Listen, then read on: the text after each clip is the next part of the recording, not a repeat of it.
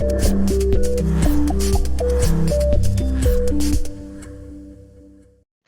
I'm delighted today to be joined by Jon Arnold, who's a tech thought leader, analyst, and speaker. Thank you for joining me today, Jon. Hey, you're welcome, Joe. Really good to be here. And who knew we'd be, thousands of miles apart between the UK and Canada? We're talking like we're in the same room together now. The magic of our technology. That's it. No, it's fantastic. Yeah, so thanks for joining us. Would you mind just starting by telling us a little bit about yourself, please? Sure, Joe. So my name, Jon Arnold, and that's my business name as well, J. Arnold and Associates. I'm an independent technology analyst, and I've been in that mode for about 15 years now. I got into the technology space initially with Frost & Sullivan as an analyst covering the VoIP space, which was pretty nascent at the time. So I was lucky to get started in this industry with a technology that was in its infancy and have kind of lived through the ups and downs, the cycles of these technologies, the booms and the busts. Started focusing on one application, voice technology, and now it's just one of many that go into the bucket we call UCC, Unified Communications and Collaboration. Fantastic. Wow, that sounds really interesting.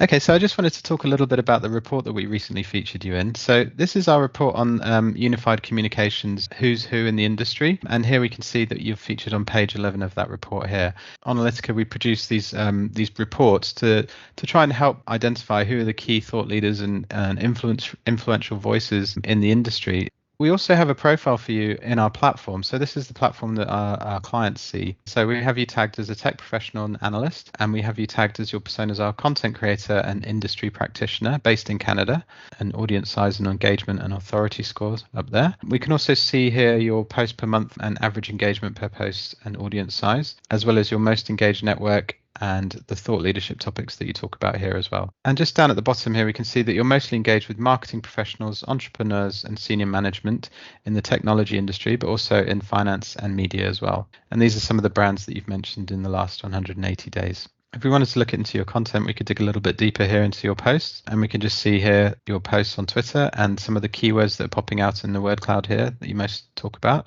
as well as some of the hashtags that you use.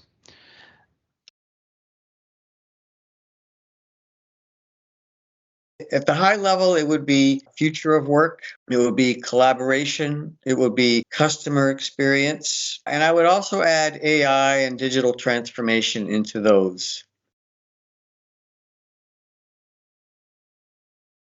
Well, I think a big one is this, what you're hearing a lot of, this idea of hybrid work. 2020, businesses had to shift to supporting work from home, right? Everyone going into their apartments and homes to try to get their jobs done. Now that we've been doing this for a year, organizations are trying to now, I hate to say the word lure, but that is kind of part of the story.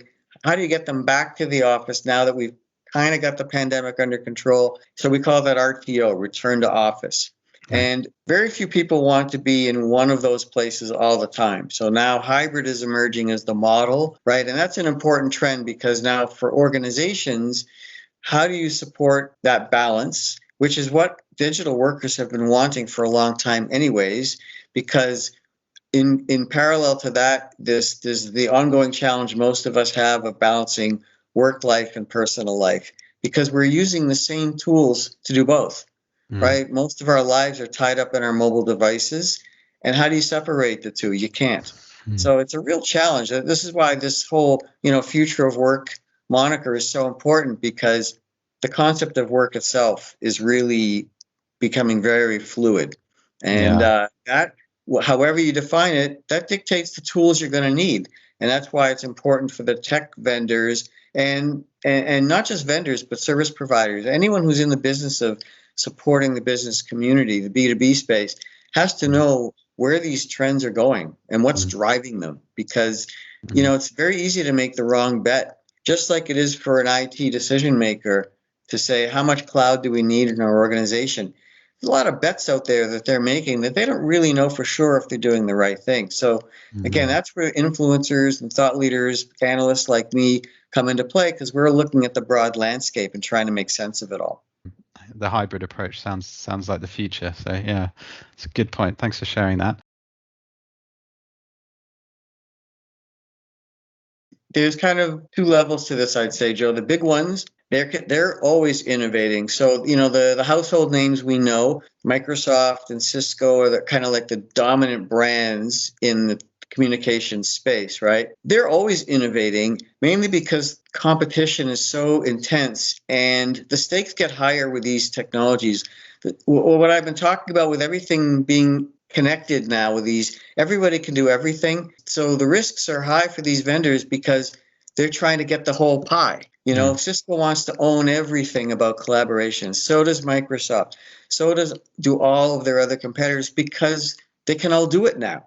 The innovation is the key because it drives new entries into market. So now it's like, oh, Amazon is trying to do everything now. So is Zoom. And these companies are all really innovative in their own way. But at the same time, Joe, there's tons of smaller companies out there. So you guys out there, you can't hear me clapping now because my noise suppression application is knocking that out. So this particular one is made by a company called Crisp. They're the partner that Microsoft uses for Teams, but there are others out there as well. Babel Labs is one that Cisco acquired last year, doing the same thing. Google has it. I mean, these technologies are really important because they allow this home-based working to be almost as good as the office. So these are important tools. So these kind of innovations support this hybrid hybrid working model I was mentioning earlier.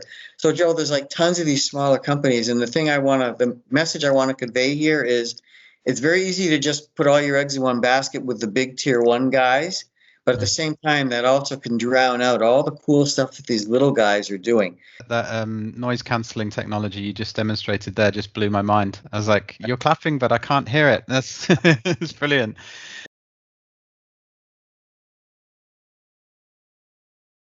Well, for us in the analyst world, it's best when the vendors have these events where they bring us to all gather in one place for a couple of days. It's really the best way to kind of update us on what's going on. That's gone now. So the world has shifted, as we know, to virtual everything. So the biggest change, certainly for our way of doing things, has getting used to these virtual events, which are a blessing and a curse. We don't have to travel, so that's kind of good. But then we're home all day. We don't go anywhere. It's pretty dull.